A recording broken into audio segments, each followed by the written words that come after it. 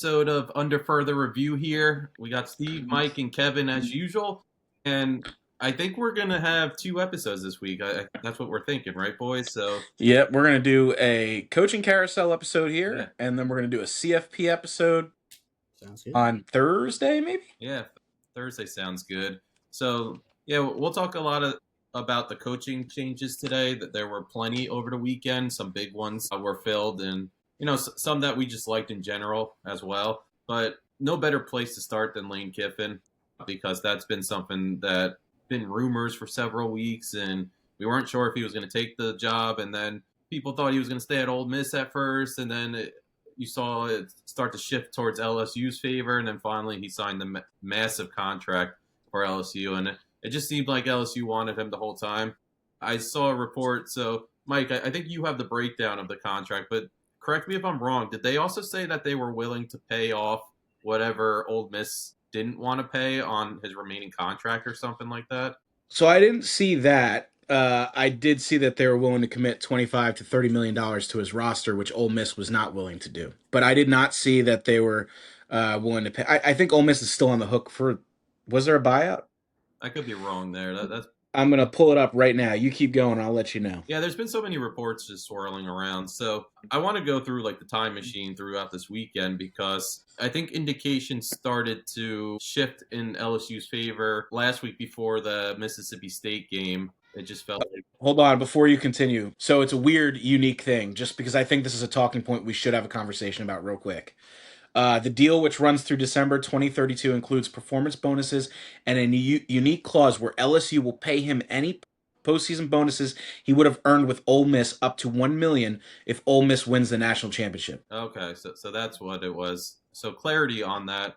They will be paying something from Ole Miss, but that's really hoping that Ole Miss even makes a run under their new head coach, which is the defensive coordinator, who actually became the permanent head coach. So we have speculation that we think it was to attempt to retain some of the staff and possibly players as well. And, not trying to bring up Michigan, but I think that's what they did with Sharon Moore a few years ago, and they were able to keep probably 95% of their roster. So you see a lot of these colleges in similar positions where they have well-known head coaches and they build a talented roster, and there's some concern that these players are going to go elsewhere for a payday and possibly follow their coach. They try to keep somebody who is known in the locker room. And I really think that this is in favor of Ole Miss, because now we saw reports today that some of the Ole Miss players confronted Kiffin, and they said that they didn't really want him coaching during the college football playoff. And it seemed like they were a little upset that he was deciding to coach at LSU over Ole Miss. But we'll get into that. So Kiffin essentially coached for 6 seasons at Ole Miss, which is longer than a lot of his other positions. I will say that much. He's had a lot of short stays for such a well-known coach and one that's in such high demand. But he was super successful at Ole Miss. We can't take that away from him. And Ole Miss has, as long as I've been alive, and you guys sure have similar feelings as me, Ole Miss has kind of been that program. It feels like it's been like that Kentucky-style program where, not even Kentucky, maybe like a little bit better because they did have the Eli Manning years. But for the most part, they've been towards the bottom of the SEC. Occasionally they're like a 500 or better team. They get into a bowl game. But I don't think I've ever seen Ole Miss this consistent. And it took Kiffin a little bit, because this is truly the first year where they were playoff contenders the entire season. And this, compared to last season where, we were talking about Jackson Dart before we started recording, because as we record, the Giants are playing the Patriots. So fun little topic there. But that roster felt like it was almost better than this season, because he brought in a quarterback that was Division I AA or something like that. And it was like a Monmouth-style quarterback, I forget what school he went to, but their original starting quarterback went down, and he had to bring in his backup, and his backup ended up being better. So it's funny how some things work out. But this weekend's been quite the weekend for Kiffin. From winning the Egg Bowl, beating Mississippi State, clinching most likely a college football playoff berth, and then we go to getting the middle finger as he's going on the plane to LSU. And there's reports that Mississippi fans were trying to drive him off the road or something like that. It's just craziness how, like, doing something that's in the best interest of your own personal career. And we can all resort to this, or we can all think back to a time in our careers where, we decided to take a leap of faith and go elsewhere because it was better for not only ourselves but our families, and just had so much career value to, like, our potential and our future. And this is the same thing with Kiffin. Like, yeah, he was in a very good spot at Ole Miss, but LSU is like the mecca. LSU is going to have endless funds for him to go out there and recruit NIL wise, and they are a proven school. I mean, we can't take away, the Joe Burrow years, even before that, Leonard Fournette when he was there, and it's just a long history of LSU football being successful. So there's a lot of history. It seems like a place that Kiffin's always desired to be at, that type of program, even when he took his Ole Miss job. To me, when he took it, I didn't feel like this was going to be his forever position, in my opinion. But I don't know if you guys felt the same way. But I guess let's just start with thoughts, because it has been such a roller coaster of a weekend and roller coaster of 2-3 weeks. Because I do feel like if we went back 2 weeks ago, we probably would have guessed that Kiffin's the Ole Miss coach for the next few years, and he's probably going to pass up on, like, the Florida job and the LSU job. But now, fast forward 2 weeks later, and here we are. He's the LSU head coach, and he's getting paid very well for it. And he made it known in the beginning. He was like, I'm not making a decision based on money, but come on, money had to be a little bit here, right? So, I mean, when it comes down to it, it sounds like Ole Miss was willing to match the financial dollar for dollar. So, when you say money was an issue, he was getting paid either way. So, I don't think it was the deciding factor. I think it comes down to the machine that LSU is. And I don't want to say he's going to have endless NIL dollars, but he's going to have one of the top, financial backings in college football now, being there. He's going to be able, if on game day, Saban was talking about it, about, why Kiffin was not wanting to stay at Ole Miss, or potentially why he didn't want to stay. And the big thing was that Kiffin wanted to build a team through recruiting, through high school, and not have to dip into the transfer portal as much as he has over the last couple of years. And just simply put, Ole Miss couldn't provide that. Ole Miss does not have the financial backing that a lot of these other SEC schools do. I actually think they're one of the, in terms of, we'll just use NIL dollars, they're one of the cheapest schools in the SEC. And that's just simply because of, endowment and, financial aspects of the school and the state. So I think that the biggest driving factor for Kiffin was that he's going to be able to go to LSU. He's going to be able to recruit, quite literally any player in the nation that he wants now, and build the team the way that he wants to, not have to rely as heavy on the transfer portal. Although, if you saw his tweet a little while ago, Kevin brought it up for the show that there's rumors that he's going to be pulling Chambliss from, the quarterback that was Division II that's led the team this year over to LSU with him. But I mean, I think the biggest focal point is he's going to be able to go out there and recruit I wouldn't be shocked to see a perennial top 3 recruiting class from him. He's that kind of guy, that kind of recruiter.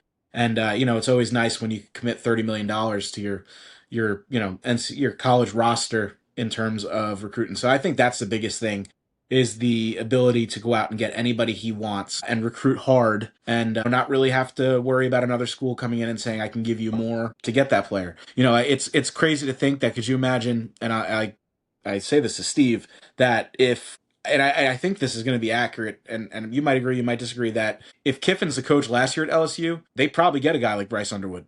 And Michigan doesn't come in and swoop in and take him at the end of the day. I think Kiffin brings that kind of, one, he's an excellent recruiter, and two, he's going to have so much money at his disposal. So I think I think it's a good fit for him. I will say that I liked Kiffin at Ole Miss. It's sad to see him go. I hate that he didn't get to see it through with his team. I understand Ole Miss's, situation they're in. They don't want to let him coach. Completely respect it. They don't want him to get in there and get some preemptive recruiting done. Making their DC the permanent coach, I think was the right move as well. At least can, be a stopgap to, so to speak, close the door, stop the flooding, get some stability. But yeah, I think it's a good move for LSU. I think it's a good move for Kiffin. Hopefully this is his mainstay job where he stays at, because he's already had 5 really ugly exits. I'm not sure that he could afford another one. But yeah, I think it's a good move. I think it comes down to recruiting and what he's gonna be able to do. And Yeah, I there's agree. I mean, with Kiffin's one of the bigger names in as a coach in college football, and LSU is, I would say, probably top 10 in just like college prestige of high school. I mean, of college football. So I mean, they're a blue blood program, I think, right? We can yeah, say that. I yeah, mean, I would say the so. amount of talent that comes out of LSU, and I don't think most of it's from the transfer portal because I feel like the transfer portal is still kind of newer. So I think it's schools that like LSU that get picked by yeah, the transfer portal. You know, exactly. Because they're getting all the, I mean, they get talent from everywhere. So just the prestige alone from LSU and Lane Kiffin, I do think it's a better fit. I just think he was counting his days sometimes at Ole Miss because it was just not, they didn't have the same prestige of anything, really. I think, like Steve said, I think that he always knew that this was to get him to the next step, whatever that next step was going to be. Yeah. I actually view Lane Kiffin, and I look at him. Well, I guess I should look at Dan Lanning. I look at Lane Kiffin minus all the exits. I think Dan Lanning's a better person than Lane Kiffin, but the way they both recruit, and now they're both at two money making schools. Like I look at them very similar. I could, I think there's a situation where we see these two guys in 10 to 15 years talking about the two, right behind Saban. I think both those guys are that caliber of coach. I look at them the same way because they have endless NIL dollars now. Like Kiffin can go out and recruit against somebody like him now. It's insane. I think it's going to be very, very interesting. Even starting as soon as he starts recruiting for this. I'm sure he probably starts this week. I have to say, they started a little bit. Yeah, the flips that we're going to see. I mean, it's the same situation as James Franklin at VT. It's right away. We're going to start seeing some things happening. People are going to be like, this is what they signed up for. Yeah. Yeah. And not to debunk the transfer thing, Kevin, I think this might actually go in your favor in some ways. LSU did have the number one transfer class in 2025, but didn't help Brian Kelly too much in that sense. No. And right now, as it stands, and I'm pretty sure LSU may have lost a person or two, but they have the number 12 class in 2026 for freshmen coming in. They have the fourth ranked the fourth ranked recruit in the nation, and Lamar Brown, and then they have Richard Anderson, who's the 12th ranked in the nation. So that I think a lot of these guys stuck around knowing that LSU was probably going to go after a home run hire. And in terms of college coaches, this is as big as it gets right now because Saban's not around anymore, and like Urban Meyer's not coming back to college football. So who really are like the premier guys that you have a chance to get to your program? Like you're not getting like a Ryan Day, you're not getting Dan Lanning, you're not getting Kurt Signetti. So who are the guys out there? And I think LSU believed that they had a great chance at Lane Kiffin, and it worked out for them in their favor. I am curious to see, because originally had him in as like a day two guy, I think, but now with the injury, he may have fallen. Whit Weeks, he's dating Lane Kiffin's daughter. Is he going to come back next season? I saw something that I think he entered the transfer portal. Did he really? Yeah, that's what I saw. Does not want he's be coached by his girlfriend's dad, huh? I just think maybe they don't want like the favoritism, possibly. Like they don't want to. Could be, yeah. Mix that. I'm looking here. I don't see that, but I mean, he's projected to go in the. I mean, he's a top 60 pick, I do believe. He's a great linebacker, and it makes you think. So, what did Brian Kelly enter with this season? So he had a top 10 recruiting class last year, the number one transfer portal class, and he brought back Nussmeier. He brought back Whit Weeks. He had a lot of leadership on both sides of the ball. So you can ultimately see why LSU grew kind of angry with the performance that they were seeing from Brian Kelly. In terms of roster talent the past few seasons, Brian Kelly has had some of the best in college football, but there's an expectation that comes with being in these big programs. I think before Ryan Day won it for Ohio State last season, there was growing pressure that started to arise around his position. And I think he was starting to feel it because we saw when he lost to Michigan in the game last season, he was pretty much a statue standing on the field. And he couldn't believe that happened with the amount of money that they spent to bring back guys to that Ohio State roster. But it fueled a fire in him, and he showed who he was as a true coach. And sometimes you need that. For Brian Kelly, you would have thought that a team that came into the season ranked where they were. I know Lee Corso during his final show for College Game Day actually predicted LSU to be the national champs this season. And I believe a lot of other people had similar thoughts behind LSU. It was a belief that this could be the year that LSU finally got over the hump and they made a title run. I mean, we're talking about a team that had Jaden Daniels a few years ago, one of the most talented athletes and football players in the NFL. And what did they lose, like 3 games his senior season? I don't think they even made the playoff. So he's had the guys there. It's just Brian Kelly just hasn't been able to get it done for most of his positions. He's always been able to get a team to, probably 10 wins every season. It was the Penn State and Franklin situation where it's like, are you happy with just making the playoff at 10 wins every year, or do you want to go after a coach that can get you a national championship? Now that raises a question behind Lane Kiffin, because what has he done? He rebuilt this Ole Miss team, yeah, but we were also talking about how controversial his coaching career has been before we started recording. And Mike, I'll let you get into that a little more, but is this like are we hiring him based off his character, like who he is, like his character, or are we hiring him because we truly believe he can bring a national championship to LSU? I don't think anybody's hiring Lane Kiffin because I think he's a great guy. Just to be completely clear on that, it's because of what he can do. I mean, he's a great offensive mind. He's a program builder, but in terms of being a good person, I probably would not extend to that. Like we said, he's had 5 departures, 5 of which, if you look back on, they've all been really sketchy. The one that I come back to, I know that Steve brought up his Raiders departure, which, not great, but I'm going to skip over that one just because, we're going to talk college football here. You look back at his USC departure where they left him on the tarmac, you look back at his Alabama departure where Saban asked him to essentially resign before the national championship game. At Tennessee, he had a spotty, leaving early for the USC job. Like, I mean, he everything he does is for himself with only his own self-interest in mind, which as a human, I can't knock. That's what it is. But, as a player of his, I could imagine that would probably upset me greatly, knowing that, this guy's coming in and I can't guarantee he's going to be here my 4 years, or 3 years, whatever it is that you're there. As a human, he probably leaves a lot. I don't want to say as a human because that's a little too deep, but as a leader, he probably leaves a lot to be desired with his own choices. So yeah, I think it comes down to what he can do in terms of he'll build a program. He's one of the best recruiters in the nation. He's one of the best offensive minds in the game. He's going to get you where you need to go. And I guess now he's in that job where, there really isn't anything better than LSU. In my opinion, LSU is one of the blue bloods. How much higher can you go? Now it's time to put up or shut up. Let's see how you really are. I'd actually say it's identical in a sense to the Brian Kelly situation. Brian Kelly got to the peak of his coaching career at LSU and he couldn't do anything with it. Lane Kiffin's kind of in the same spot. He earned this job. Now he's got to go out there and he's got to produce. And it's not just, a couple college football playoffs. I mean, this man's got to go out and win national titles now. There's no more like Ole Miss, he made it to the CFP this year, 1 loss. Like that was at Ole Miss, that's great. That's not going to cut it here. He's got to go out and produce and he's got to win national championships. And I do think that he's capable. So yeah, I think we're time's going to tell. Let's see what happens. And just to add to that, Whit Weeks, that was for a little gag here. That was reported by No 3, not On 3, No 3. There's something. And it's funny because just for a side note, so me and Steve have had a couple situations like this where something will pop up, Steve finds on Twitter, and he'll send it to me, and we look at it, and then all of a sudden, not even 30 seconds later, Steve will send me a text. I fell for it, or I got ribbed, or whatever. Kevin, on the other hand, is notorious for this, but doesn't own it.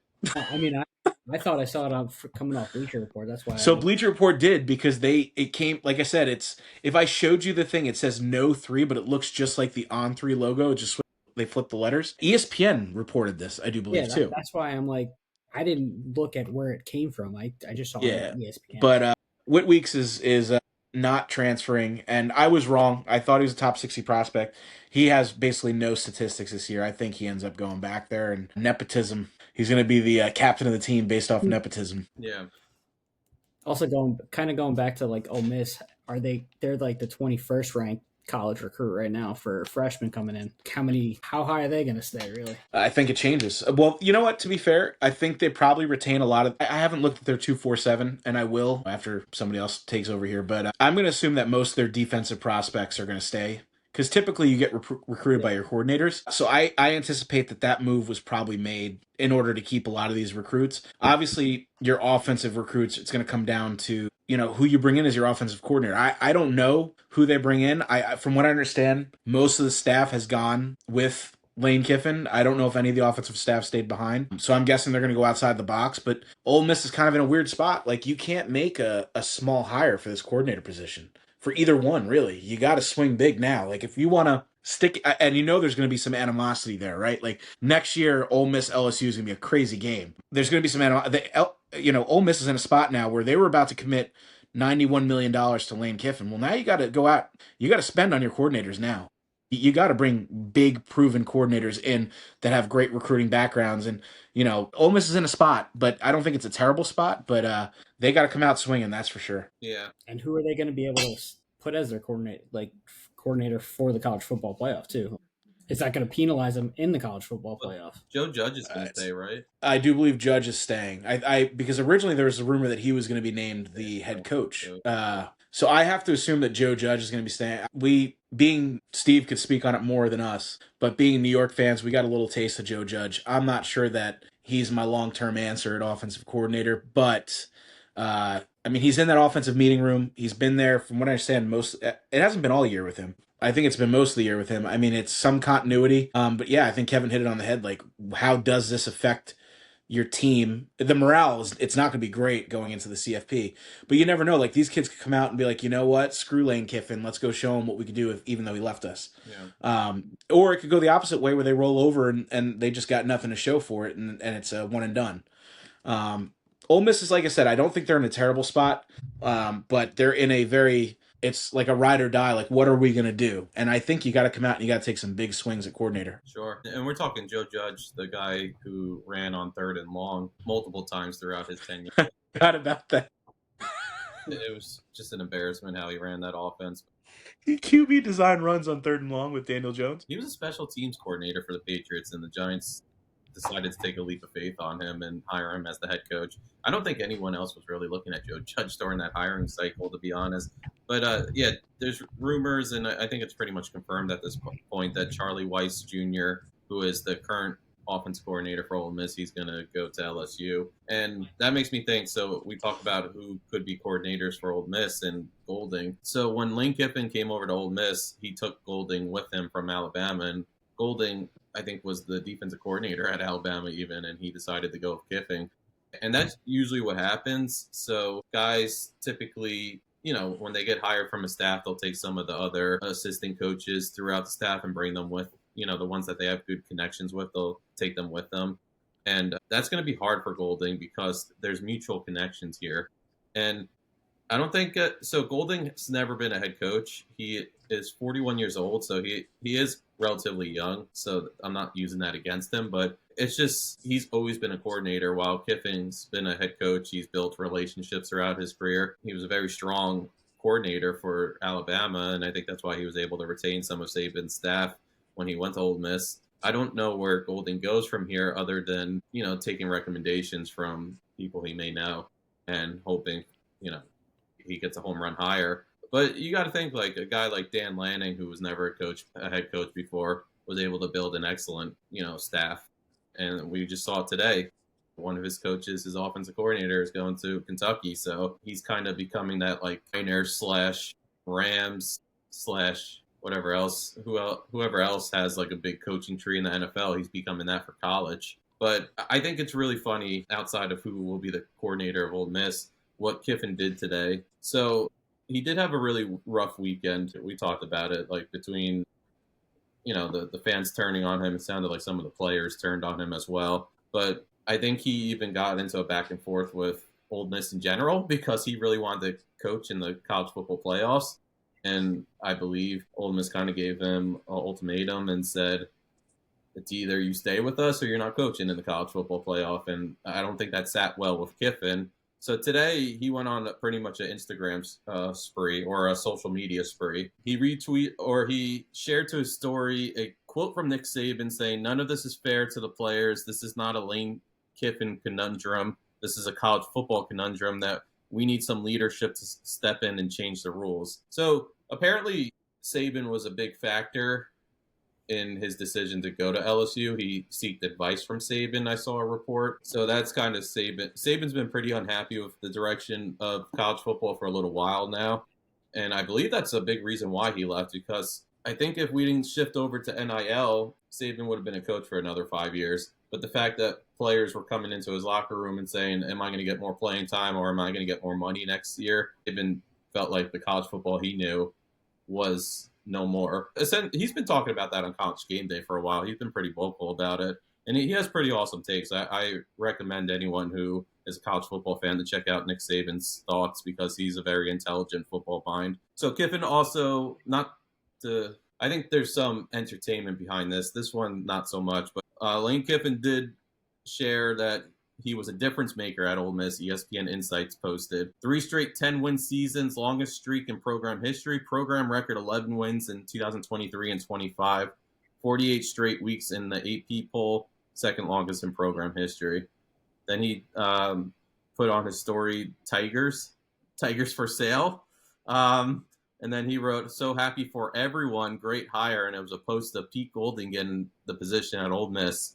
I don't know if there was some sarcasm behind that or if he's actually happy for Pete Golding. I'm sure he has a good connection with Golding still. Then he wrote Spot the Ball, 2026 matchup, popcorn, LSU at Ole Miss, Oxford, Mississippi. So he's going to be going back to his old stomping grounds next season. And then he wrote QBU, and it's Burrow and Daniels jerseys. If that's not trolling, I don't know what is. He's a masterclass when it comes to trolling, man. But it's gotten him in trouble throughout his career. Yeah, he's definitely doing his usual antics here. Then he wrote, great hire, Ole Miss. And it shows Chambliss, and it says Ferris State to Ole Miss QB, Division II roots. And then it shows Golding, who was a Division II football player at Delta State. And then it says the Ole Miss coach. And then Kiffin wrote why he left Ole Miss. My heart was here. I talked to some mentors, Coach Carroll, Coach Saban. Coach Carroll said, your dad would tell you to go. Take the shot. Then he posted an Ole Miss picture. Then he had a good tweet about LSU. Then he posted a picture of him in the Egg Bowl with some of the players. So just a lot of, I feel like, trolling. And there's a lot of other stuff. He posted the championship trophy, the Heisman trophies, everything that comes with the history of LSU. So today was a day where he finally got to sit down, and I think he was like, let me give it back to people. So I don't know if Kiffin is really, I don't know if he can really have the feelings that like you yourself or myself would have leaving a position like Ole Miss where you made all these connections. And I'm not trying to go after someone's character or anything. I think he's a wonderful football coach. He's proven that he deserves this chance with LSU. But I haven't seen any indication showing that he even cares that he left Ole Miss and that, like, it hurt the players and whatever else, you know? I think he's very okay on the inside about his decision to go to LSU. Yeah, I think he carries a chip, and he'll use this to motivate himself, even if there really isn't anything. I really hope the whole, Golding thing is all just, play, because you can't fault the guy. I'm sure that in a perfect world that Golding goes with him and he retains his whole staff, but, you really can't fault the guy for he's getting his first head coaching opportunity in the SEC. I hope that he actually is happy for him, and I hope there's no animosity there, just because it'd be really that would be a character flaw, right? And if there's anything to learn, Nick Saban's a prime example of it, right? That man was choosing different coordinators every single year. And you know what? The one thing is, all of these guys, and I bet you Golding will do it too, go back to Saban for advice. You know what I mean? Like at Saban, it's like a family, and I hope that that relationship. I know it's going to be a lot of heat next year, but I hope those two maintain that. And I was sitting here thinking, 100%. I bet you Golding goes right to Saban and says, "Hey, who do you think I should bring in? Who do you think I can count on? Who do you think I can rely on?" I mean, I 100%. Like I said, I could see that taking place, but. Yeah, I don't want to attack anybody's character, but, it's hard not to acknowledge the elephant in the room, so to speak, when it comes with Lane Kiffin. I'm sure off the football field, he's an excellent person. I have no doubt that, outside of college football, I bet you he's probably one of the nicest people you'd ever come across. But what we see on national television is what we have to base him off of, and the stories we hear. And unfortunately, when it comes to Kiffin, while I think he's an excellent coach, I think he's an excellent hire, and I love the fit at LSU, I would be remiss not to bring up that Yeah, I'm not trying. Questionable. I'm not trying to strike him down or anything because, like, we see him on the sideline and they have the basketball hoop for Ole Miss, and the players get Yep. so excited when he comes over and he dunks the basketball. And you can tell his players do respect him and they like him as a person. Oh, they play hard for him. They do. They definitely do. And he recruits well. He makes good connections in that sense as well. But to me, like, this whole thing's been so weird because he did not hold when Ole Miss held the meeting, he was not there with the players. And then did I see a rumor that he didn't even meet with the players to say he was leaving? Yeah. So I saw that. it was originally supposed to be in the morning. They pushed it back to the afternoon, and he didn't even attend that meeting. And then, like, when he was walking to the plane, he didn't even look over at the fans or anything. Of course, they were giving I mean, to be fair, they weren't being too kind to him they anyway. weren't. And I think that was around when they tried to drive him off the road, too. So he's probably a little upset about that. But, like, you would think, and, like, I don't know what goes into this whole process. Obviously, I'm not there for coaching hires, but you would think that it would be, like, outside of the post that he made on social media, it'd be nice to just, like, go on record saying, like, I really enjoyed my time at Ole Miss. I'm really happy about what I built. I do care about those players a lot, and I hope they go out in the college football playoff and that they go bring home a national championship. Just, like, give a nice parting gift to that Ole Miss team that he dedicated 6 seasons to, instead of taking it so personal that they didn't let you coach in the college football playoff. And I get why he's upset. Like, yeah, he rebuilt that program. It's just reading off some of those stats, like the fact that he won 11 games 2 seasons. I forgot he even won 11 games in 2023, which is incredible. And I think that's when it was still, what, a 4-game playoff or something? Or was the playoff even a thing yet? The first year of the playoff? It was 14. 24, right? No, I think it was a 4-team still. 14. Yeah, it was still a 14 playoff. But before we continue, is just real quick, timeout. Did anybody see the Young Who just kick the ground?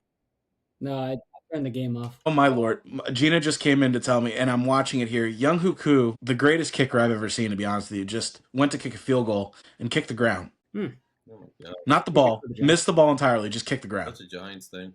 Sorry, that has nothing to do with this, but I've never seen a kicker when they go to kick the ball. He didn't just like skim the ground. He literally, the toe just kicked straight into the ground. That's ridiculous. I'll have to watch the replay. That sounds. And then the punter, I think his name's Gillen, had to run for his life. Yeah, so I just saw the stats that says I've never seen anything like it. -13. Anyway, I think that's a good segue away from Lane Kiffin there. And let's talk about a couple matchups. This is going to be a shorter episode, obviously. Let's talk about a couple matchups. And then we actually have a cool segment that Steve came up with that we're going to pitch. And I think we roll that out on Thursday for our CFP episode, but we'll bring it up, which I'm actually excited about. I don't know if it's going to stick, but I'm excited. Before we do that, I just have two quick comments on coaches not being hired. I did want to talk about the other big one that's been in this cycle, and it was Florida. So Florida took the Tulane coach. My computer decided to X slow as I was looking this up, but Jon Sumrall from Tulane is coming over. And the more I read about Jon Sumrall, and I'll make a quick comment because I know we wanted this to be a quick episode, but the more I read about him, the more I start to fall in love with this hire. So Steve Spurrier came out today and he said, I think his attitude is emotion, team take on the characteristics of their coaches. I guarantee you this guy hates losing. You can tell that. So you find me a guy who hates losing. He doesn't lose too much, it seems like. Yeah, John's a guy that's got that energy and enthusiasm. The guys going to play their hearts out. I really believe that. So I saw somebody made a reference today saying that this coach that the Florida Gators just hired, Jon Sumrall, is similar to Dan Campbell and the antics that he has. We love Dan Campbell, at least myself, and I'm assuming you guys are fans of him just because of the type of person he is. He's in the Kurt Signetti category for me, where I just like to watch him. I don't know if I like him at all or not, but I like watching him. Yeah, he's fun, and if you ever see his post-game locker room speeches, they're probably the best you'll ever watch. But if Jon Sumrall's anything like Dan Campbell, then give me him 10 times out of 10. He hasn't had an opportunity at a program like Florida, so that's always a risk. But the only way to prove yourself is to get an opportunity like this and to run with it.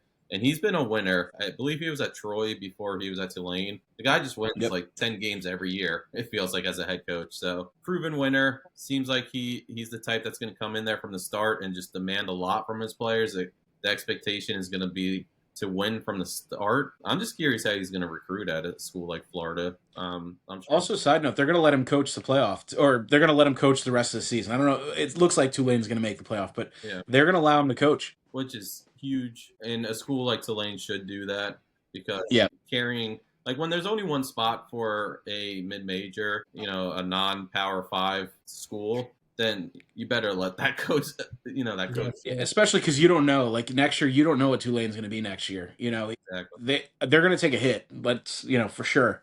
I think it's the right move to let him coach. And I don't know a lot about him, admittedly, but I'm looking here. I mean, he built a Troy team. Troy, which is nothing to brag about, but he made them 23-4 over 2 years with 2 bowl appearances. Would have been 3 had he not left for Tulane previous to the bowl game. Then he came to Tulane, who hasn't been relevant in it's been a lot of while, and he has them right now in contention as a CFP team, whether we agree or not. The bright side is they're not a Big 12 team, but also to go I think it's. I'm interested to see what he does at Texas. I'm interested to learn more about him, but he seems like a stout coach. I also thought it was funny that him and Lane Kiffin talked throughout this hiring process, and they both decided or agreed that Jon Sumrall was the guy for the Florida job, and then Lane Kiffin just stopped answering the people of Florida. That's amazing. That's just a Kiffin move, too. And it wasn't, what I find funny about that? He didn't tell them he wasn't interested. He just stopped answering them. And they just, okay, we got to move on. But Jon Sumrall and him, if you get a chance to watch the video, I said him and Lane Kiffin talked throughout the process, and they both came to the decision that Jon Sumrall was the best guy for the Florida job, and Lane Kiffin did what Lane Kiffin does. Yeah, going off that with Tulane, too, and letting him coach in the college football playoff, you're kind of also giving possibly the next year, you're giving like a head coaching candidate a view of Tulane on the national stage. So they're probably trying to show what they're worth to anybody else who wants to try and coach them. I think Brian Kelly would be a great choice for them. No, I think we need Ed Orgeron back. I think that the idea of Brian Kelly at Tulane, so we can continue to get that Southern accent, that really heavy, natural Southern accent he has, I'd like to continue to see that. I think it'd be a great fit. No, Ed Orgeron. Ed Orgeron's better than Tulane, sorry. Brian Kelly's not. If anyone ever thought he was going to be the LSU coach again, like, just crazy thoughts coming from you. Who, me? I love Ed Orgeron. I do. I love that guy because I think that, you want to talk about a Dan Campbell style. He was Dan Campbell before Dan Campbell. Like, that guy, his players loved him, and unfortunately, and he was a great recruiter. He just wasn't a great coach. Like, his in-game coaching was awful. It was a perfect storm when they won the national championship. Wasn't there a photo of him with a college-stage student after the national championship? Well, I'm sure. The dude's wild. He's out of his mind.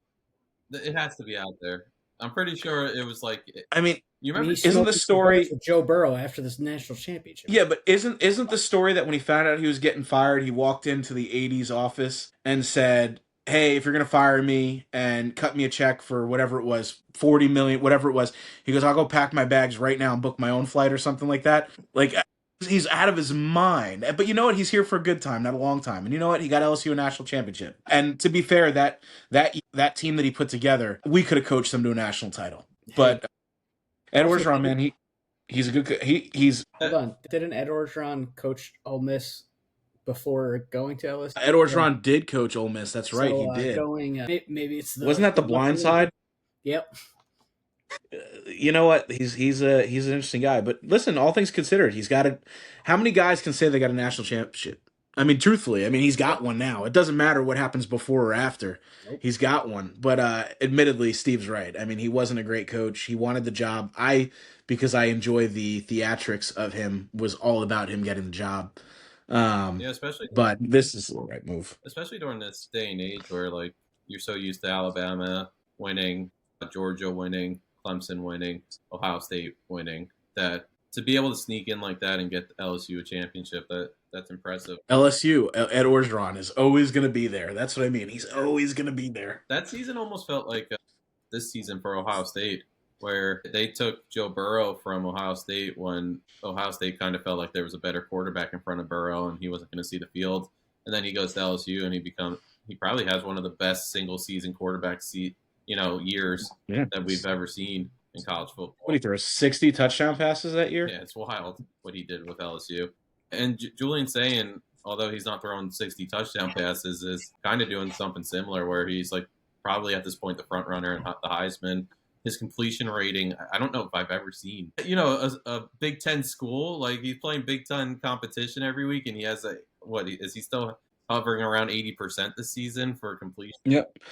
I didn't realize how good Joe Burrow's last season at LSU was. Holy. Ed Orgeron's a better coach than we think, I think. I mean, Burrow threw for 5,600 yards, Wow. 60 touchdowns, 6 interceptions. His completion percentage was almost 77%.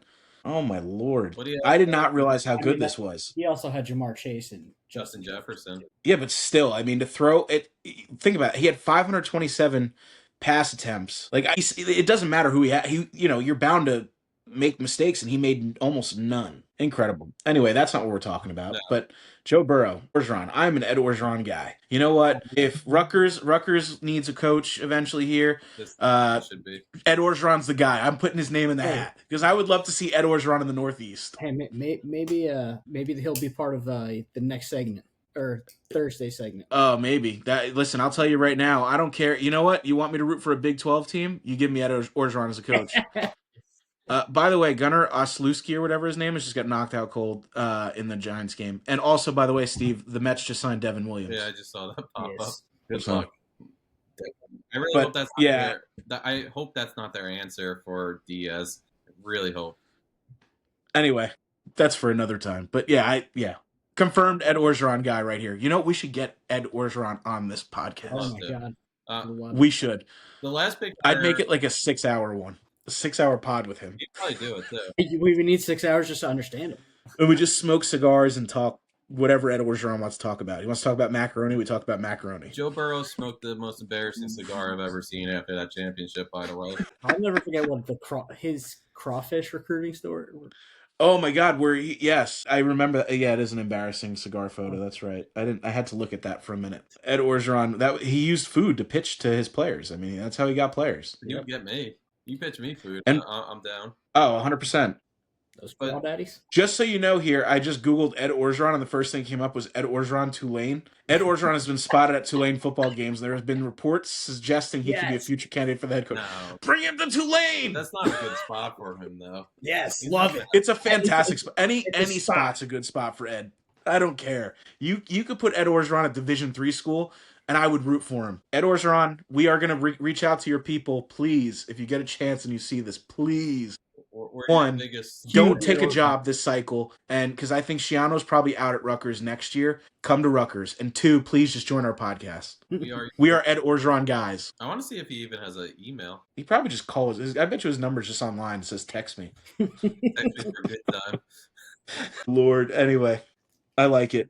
The last thing I will say, so Alex Golesh was hired by Auburn. My fun fact for him is he lived in Russia until he was 7 years old. That's what we know about him. But, yeah, he was at South Florida. He had a 23-15 record. I don't know. I don't love this hire as much as the Florida one, but people seem to be big on Alex Golesh, so we'll see how it plays out. But this is Auburn's 33rd head coach. Talk about flipping head coaches nonstop. That's a lot of coaches for one football team. So I'm surprised they didn't look at I don't know if they went after the Oregon head offense coordinator, because I feel like that's who we pulled him from. That would be a great spot for the coordinator. I don't love the Kentucky. Yeah, Kentucky's it's Kentucky. Fun fact, Ed Orgeron's personal email is just on Google. Nice. Is it actually him? It says ed.orgeron@gmail.com, and it says that it works. Okay. Let's see if he has a picture with it. Sometimes you can tell it's their actual email through like a picture. This is fantastic stuff here. I love this. I love how you just gave out his email to everyone. It's Ed Orgeron. It is him. Dude, his freaking picture is there. Unless somebody's fucking with us, I don't know. I think we reach out. Eddie-O, Please. Actually, you know what? We could use a fourth on the podcast. Wait, but Yeah. the one that popped up is edo.geron@gmail. Mine popped up as ed.orgeron. We'll get it figured out. We'll ask. Yeah, Alex We'll get him on Skolish, here. I don't know enough about him, and I personally, there's, we'll see. It's nothing. I don't think he's a great hire. I think Auburn probably should have set their bar quite a bit higher. But, yeah, meh. Yeah, we'll see what happens. And then we're still waiting on Penn State. Penn State keeps coming out and swinging, keeps missing. I'm interested to see what they end up doing and where they end up going, which is actually shocking to me that we're this deep in the process and all these other jobs are getting filled and Penn State's still sitting there and they can't find a candidate to interview. Well, the most recent story is the BYU head coach is becoming one of the favorites. And Mike, I might let you try to say this name because I'm probably going to butcher it so bad. I got it. I'm ready. Say it. Let's hear it. Kalani Sitake. Okay. That sounds right to me. Never had to say his name in my life. You know what?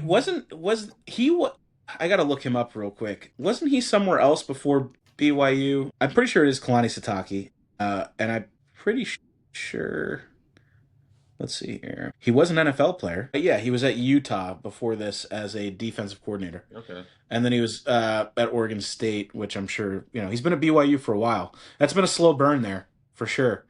Yeah, I'll be honest. I don't know much about him, but, we'll see. He'd be a really awkward fit for Penn State, in my opinion, just based off his beliefs and what Penn State is, kind of being a huge party school, and this man being he's a member of the Church of Latter-day Saints in Penn State. I don't know how that mixes.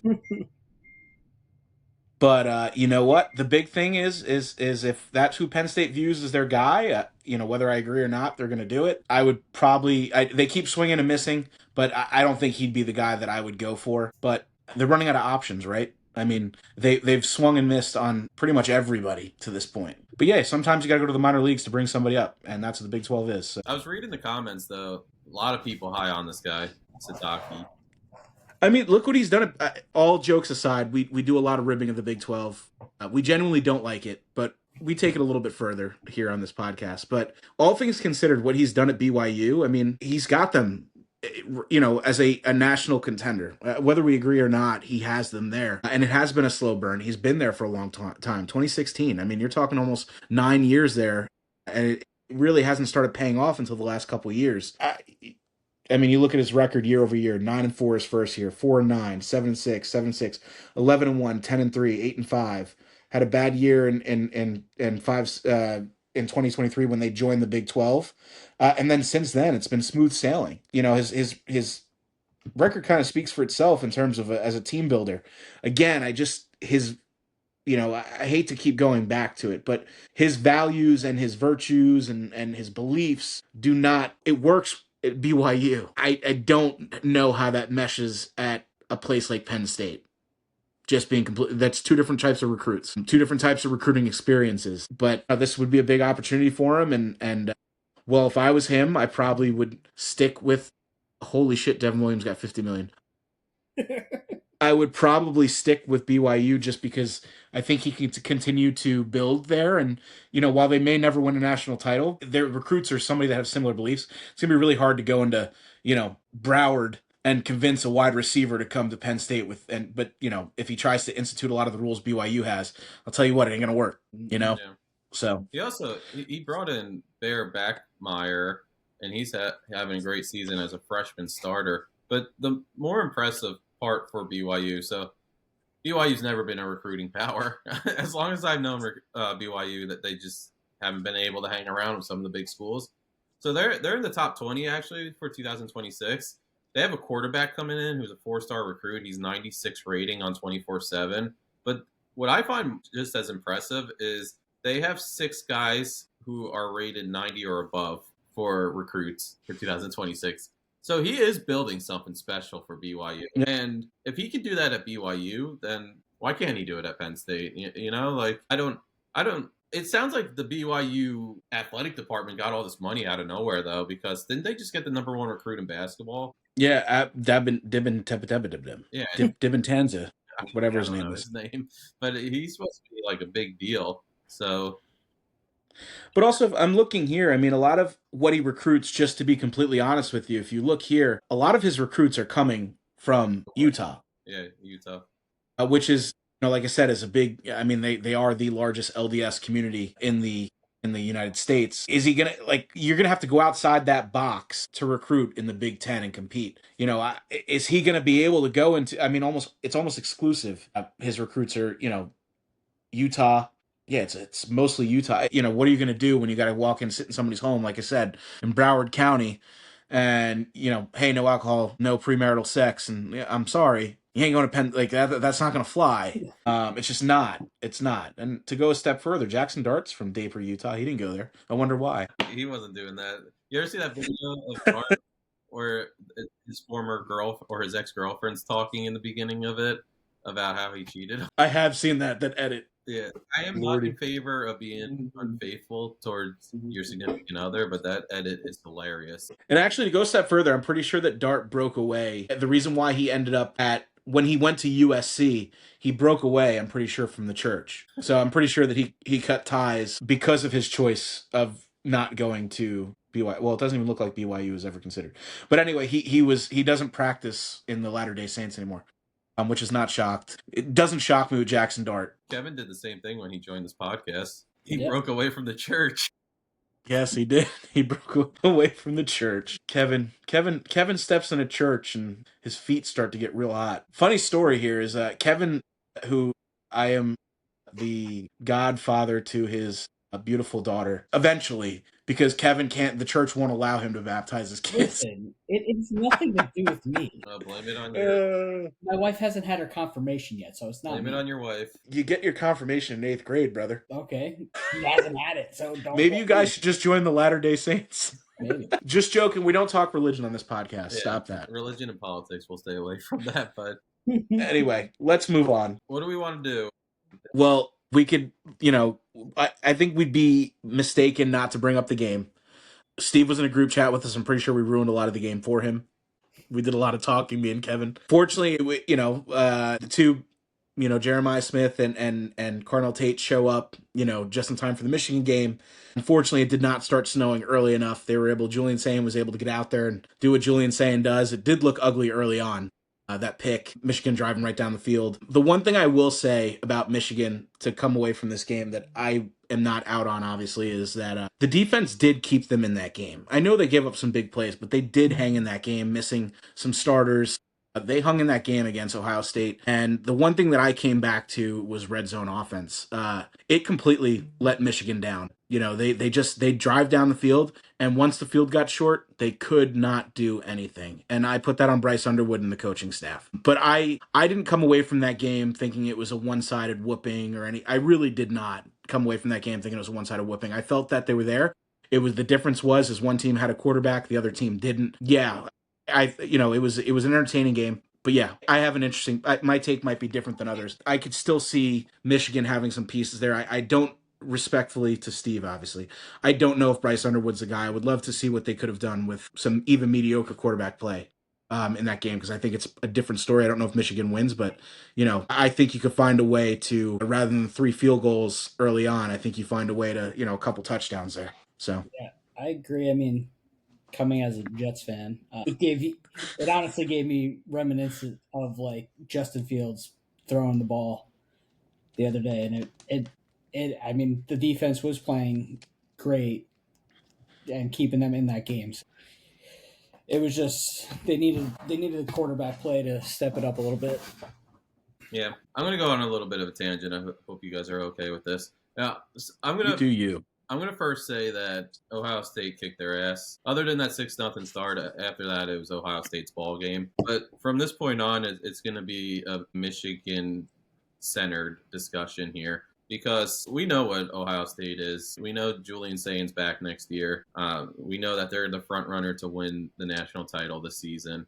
Jeremiah Smith is one of the best receivers we've seen in a very long time, if not the best receiver we've seen in our lifetime in college football. Tate's a first-round pick, and he proved it during this game because, other than that questionable touchdown that Jeremiah Smith had, and I truly believe that was a touchback, and a lot of people, not even Michigan fans, think it was a touchback. But Cardinal Tate had the better game. Jeremiah Smith had 3 catches for 40 yards. I think Smith may have been injured a little bit still, even though he did make an incredible move on that touchdown catch. If you watch the replay of that, he just burnt.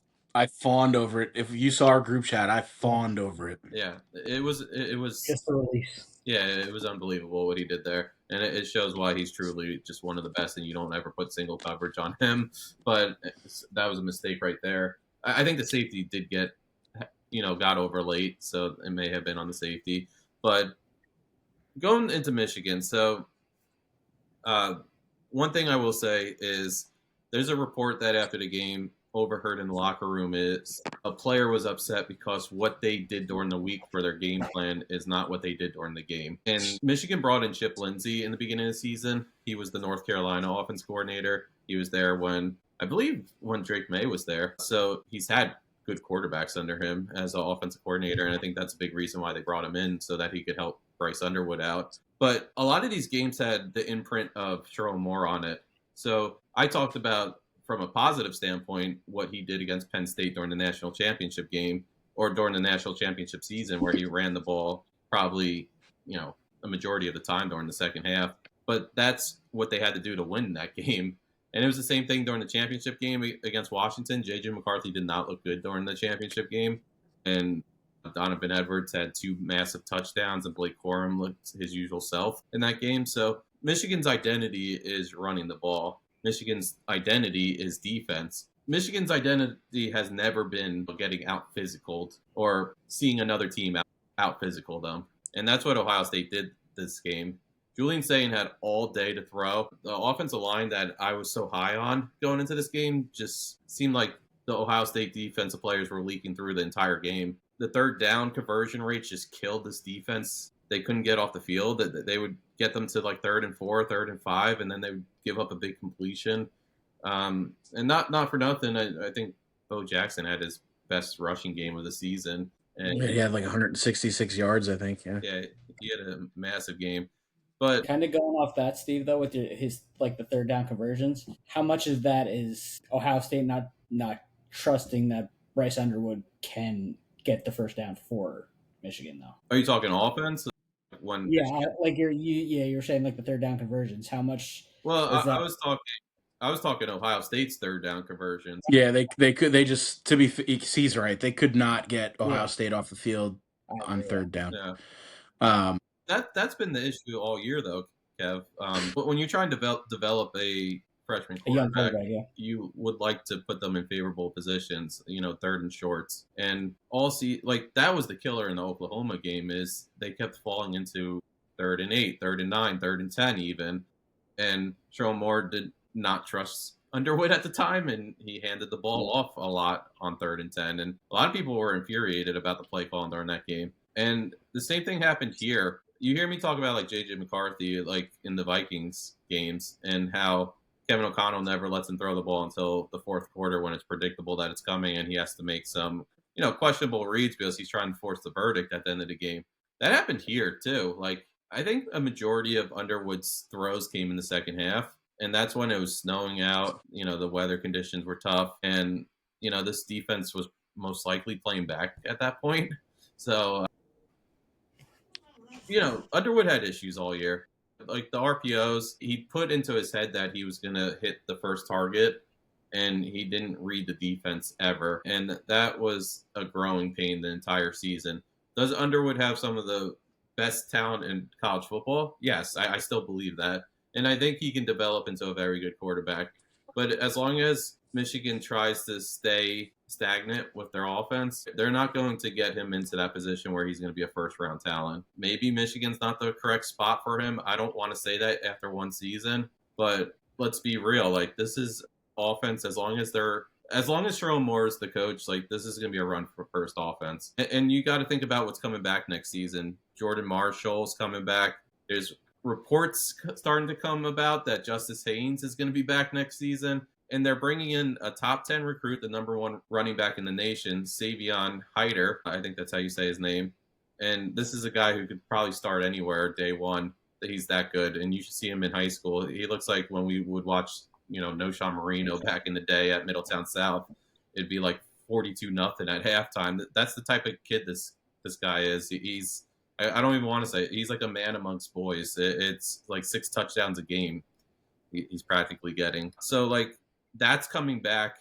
Your offensive line is going to be Jake Gornera, who was a redshirt freshman, Andrew Sprague, who was a redshirt freshman, Blake Frazier, redshirt freshman. They're all back next season. Your 5-star recruit freshman who was supposed to start the season, Andrew Babalola, I think his name is, he's going to be starting next season. So you're going to put him right into that offensive line. And then you have like Caden Strayhorn, they're big on. They're big on Brady Norton, who was a sophomore this season. Ty Haywood was another freshman who was 4-star, borderline 5-star recruit this season. They have guys who are going to step in. And the defense, like, it's going to be very good next year. I know you're losing Barham, but you bring back Mason Curtis at safety. Hillman's back at safety. Jair Hill could be back, but some people are saying he might go to the draft. TJ Metcalf in the secondary is going to be back. Jimmy Rolders should be back.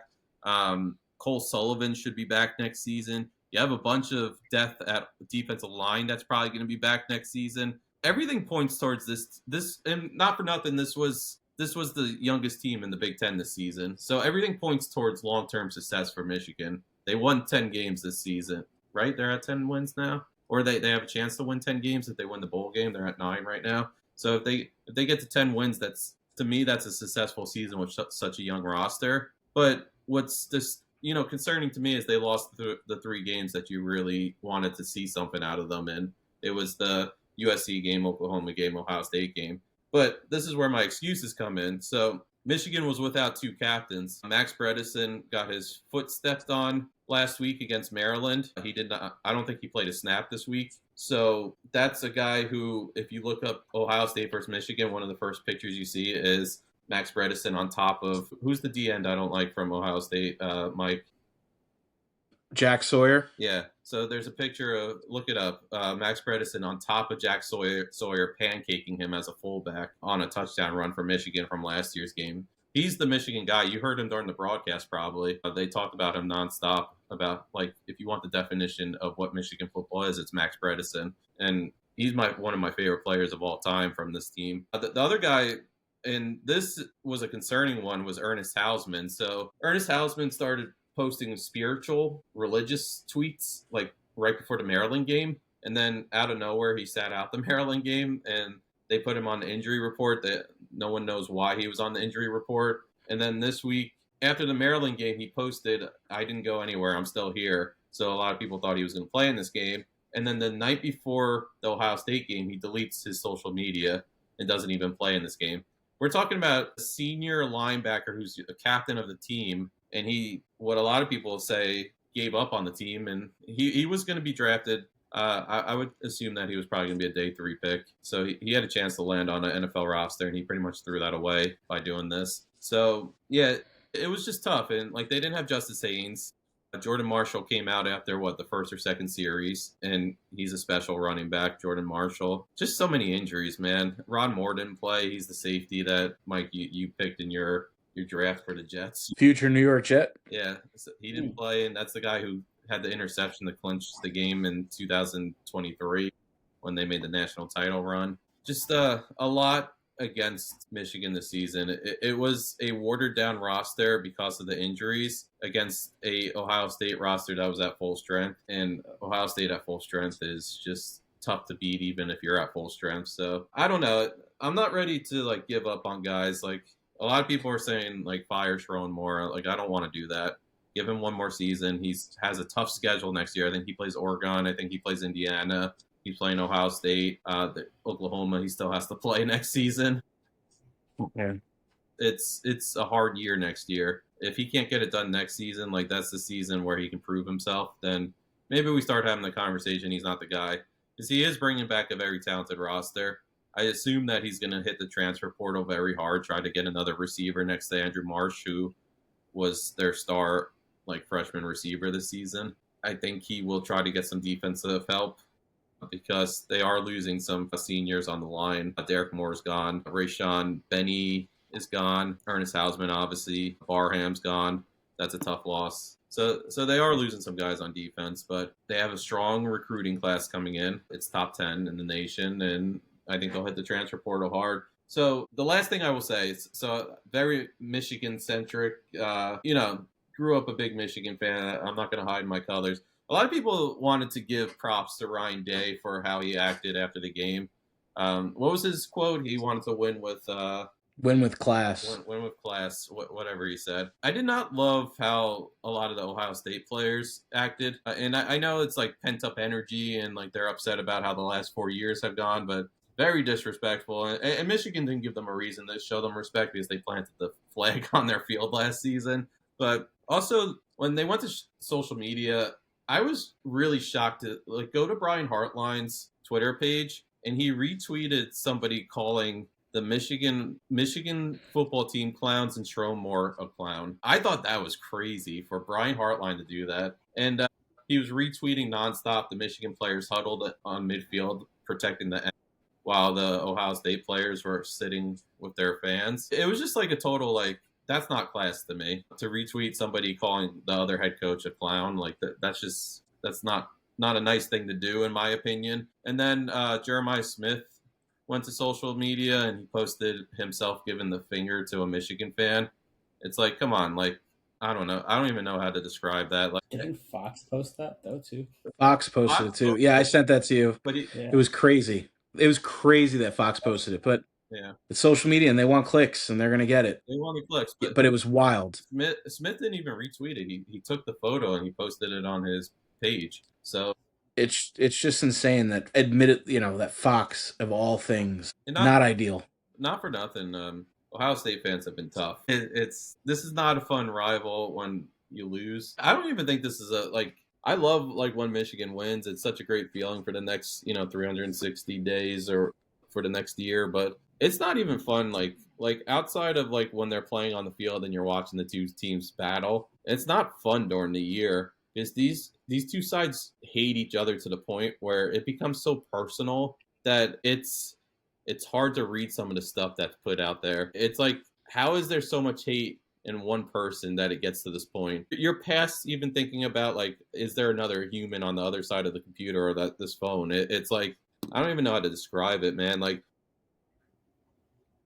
I've sat up a better set. I've been sitting scanning through my phone late into the night for a better part ever since the sign stealing scandal came about and people were trying to put bogus reports out there, and I always sit on my phone and just read them and go through your timeline, and how they start altering your timeline so that it fits what you've been searching and stuff, and nonstop reports come up and Ohio State fans calling Michigan cheaters and blah blah blah. So this year after the game it was the same thing, but I saw a lot of Ohio State fans celebrating and whatever else, and it's not even a celebration of, hey, we clinched the Big Ten, we're going to the Big Ten championship game, or probably the favorites to win the championship or make a run in the playoffs. It's still hate towards Michigan.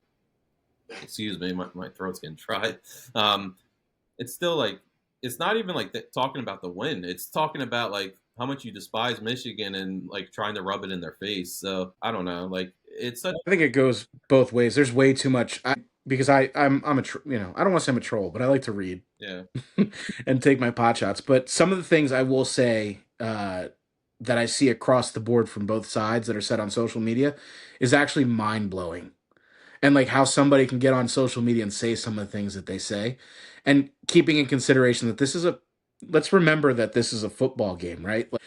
None of us are on that field, none of us are competing in that game. And the things that I'm not, I've been a part of plenty of rivalries with my own teams, and I'm sure I've said some things, but some of the things that, like I said, that I've read specifically this week since Saturday, pretty bad. Yeah. Really bad. And it goes beyond just the stupid petty stuff that fans say to each other.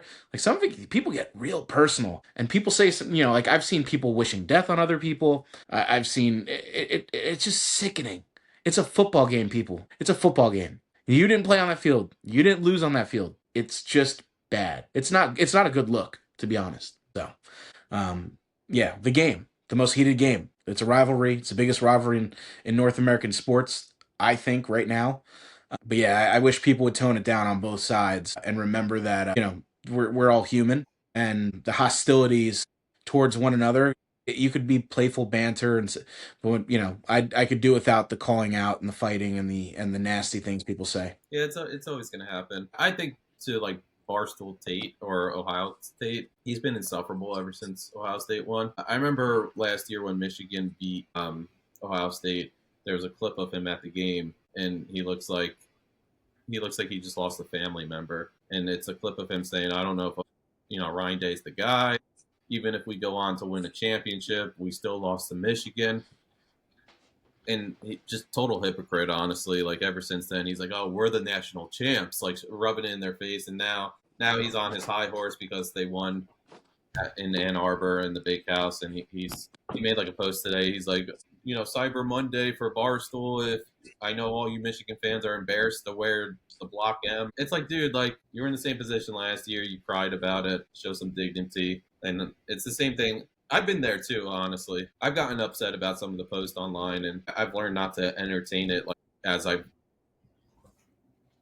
time has gone on. But there's been times in the past where I just couldn't let people talk silly, and I had to join into the conversations. But ultimately, like this is a great rival game for football. It's the best in sports. It just could do without like it gets past like the two sides trying to back up their teams. It gets to the point of hate. And that's where, it just becomes hard. But let's close out with talk. Let's talk about what we're going to do. Let's give Kevin and I a few days to do some research on what we're going to present on the next episode. I think we officially do the argument, or we're not going to argue, Kev. We're just going to present our facts. It's just two guys trying to help a friend figure it out. Yeah, it's a debate. But... So Mike, our good friend Mike, also our co-host, the guy in the middle. I think he's in the middle. Is he in the middle? Yeah, he's in the middle too. Okay. Just a he's friendly sandwich. He's a lifelong Rutgers fan. I will say that again, lifelong Rutgers fan. I know it's hard to Well, all right. Let's not lifelong. There was a time when I was not a Rutgers fan. I remember. I was a Virginia Tech fan, and then I married into a family that supports Rutgers, and I followed Rutgers with this wonderful family I married into. Okay. You've been a Rutgers fan for long enough. Let's say that. Long time. Long time. Yes. So I named the segment. I don't know if they agree with the segment, but I want to call it Life is Short, or Life is Too Short to Watch Shitty Football. And this is going to be a discussion where we've already picked the two teams. So, Kevin, you want Virginia Tech, right? Yeah, I'll take VT. Okay, so he's going to get Virginia Tech. I'm going to get Alabama. We're going to present the facts, why Mike should become a fan of either side. Then ultimately, how are we going to decide this? Mike, are you just going to decide, or are we going to put this on social media and have people vote? I'm willing to let people vote. It's going to be my decision at the end of the day. Just to be completely fair, had conversations over the last couple days. I obviously have an affinity for Virginia Tech, and I have an affinity for Alabama. So it's not out of the blue. Steve did try and pitch Texas Tech. Big 12 respectfully, go fuck yourself. So that's out of the question. I did give them a criteria. They settled up on these two teams. I think they're fair teams. And we'll see. Like I said, I might just decide my love for Rutgers is too strong. If you guys got to sell me. I got to be sold on this. So yeah, I'm interested to see where this goes. Throw a Big 12 team in there just for shits and gigs. I think that would be a complete waste. You know what? Pick a TikTok person.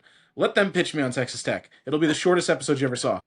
I just want to say KJ Duff is gone next season. So KJ Duff is gone next season. I think that, you know what? Alabama and Virginia Tech could be really good spots. Yeah. Could be. Oh, KJ Duff. Maybe that's how you pick who you're going to cheer for next. But I was about to say, could you imagine? I say wherever Duff goes, I go, and then all of a sudden he chooses to go to, like, I don't know, Tulane? Texas Tech. Tulane with Ed O. You better be on our show after that if you decide to change your fandom for a player. But, No. But it should be fun. We'll present our sides. We'll talk about why he should be a fan. The foam hat cannot be a stance. I'm throwing that out. Oh, that was... Hold on a minute. That is how this all came about. So this all came about because of Dave Portnoy's hat that he wore, the foam Wolverine hat. And then I looked up and I'm like, oh, Kevin, Oregon also has a duck. And I said, well, I want something. Exactly. So that is a great So stance. now, really, what it comes down to is the Hokie and the elephant. Yeah, I didn't see an elephant. Roll I Tide. did see a Hokie. Roll Tide. What's that one guy say in that video for Alabama? I don't know. I have to find it. It's like that. I don't know. You know what you could really pitch me on and make it you can get Nick Saban to come on here and just tell me be a Bama fan. I'd probably be like, you know what, buddy, I'm with you. No questions asked. All right. I'm emailing James Franklin. You know what? I like James Franklin. You know what? Whoever can get me the largest possible figure at the school of either school, I'm in. I'm in. Kevin, you can get me Mike Vick. I'd be like, you know what? I'm in. I think Steve's got the advantage there. Steve reaches out to people all the time. Kevin, you know what? I would just love to see the email you write to these guys. Oh, I'll write something. I wonder if I could find this video. Maybe I'll have my wife do it. Jesus. Is it? She would have a. I don't think that she would be proud of me being a Virginia Tech fan, being that Kevin's wife is a Florida State fan. So I think she'd be less of a fan of you if you were an Alabama fan. Well, listen, you can't win them all at the end of the day, but I think it'll be a good segment. I think it'll be fun. It'll be different. And you know what? Maybe I can get myself a winner because being a Rutgers fan, being a Jet fan, being a Yankee fan the past most of these years since 2009, the Knicks until recently, Rangers, been rough. Been a rough go. There's only one person that's had it worse than me, technically, and that's Steve. I have a Michigan championship. I was about to say, outside of Michigan, Steve doesn't have much going for him. Roll Tide Willie. That's who it is. Blitz Bama Blitz. Have you ever seen those videos? No, I haven't, but I'm sure now you put them in your pitch. You gotta look at I'm not watching anything. I'm not watching anything until next episode when the pitches start. That's when it's going to be live. See? Oh, I've seen this is with Drewski. I've seen this. To be fair, I can't imagine that alone to like Alabama right there. To be completely transparent, we can cut this, but I can't imagine the Virginia Tech fan base being much better. Yeah. True. They got creatures in Virginia, man. They do. Yeah, and Blacksburg's in like the middle of nowhere. It certainly is. But based off of, just to be completely clear, based off of entrance, Virginia Tech slams Alabama. True. Enter Sandman's going to be rocking again, baby. Enter should Sandman's be going to be rocking again. That should be your opening argument right there. Fun tidbit. Kevin was there. For my wedding, I came out to Enter Sandman. He did. Oh, that's awesome. Do you have video of it? I did come out to Enter Sandman. My wife and me came out to Enter Sandman. We need video. My wife has it. I'll get you for it. I'll get it for you. And then I came out and I shot my little streamers off. I might have to post it. Post the wedding video. But listen, there's a lot of videos there. We just got to see. We got to see who can put Bohemian Rhapsody on there. In there. Oh God, I have that video too. Man, I have that video. Every wedding we go to, we perform Bohemian Rhapsody. Oh, that's sick. It is It's like not sick. What's that movie? What's the movie they sing it in the beginning? I don't know. There's probably been a bunch. Why am I drawing a blank on this? But it's got to be just completely mortifying to the families of everybody at these weddings seeing us, Kevin ripping air guitar, me lead vocals, Wayne's World, Joey Zero. Wayne's World. They do play that. Yeah, that's right. They do. Yeah, I mean, it's got to be mortifying for all these people to see what's going on. They can't be proud of it. All right, let's close out. We ended up being an hour and a half with a 2-episode week. So, yeah, on Thursday it will be college football playoff talk. It will be our discussion on Alabama and Virginia Tech. Try to make Mike a new man, and who knows, there might be a guest on Thursdays. Hint, hint. But we'll see you Thursday. Don't forget to follow along throughout the week. I will be cutting up clips on social media, and then we'll have another episode, hopefully a little shorter, on Thursday. But we'll see you then. Yep. And if you're following along, make sure you give me those pitches for Virginia Tech and Alabama. There will be a poll, by the way. Poll will be or if out. you want me to maintain Rutgers, somebody give me a pitch why I shouldn't leave. I'm not even putting a C on the poll. All right. We'll see you then. Later on, everybody.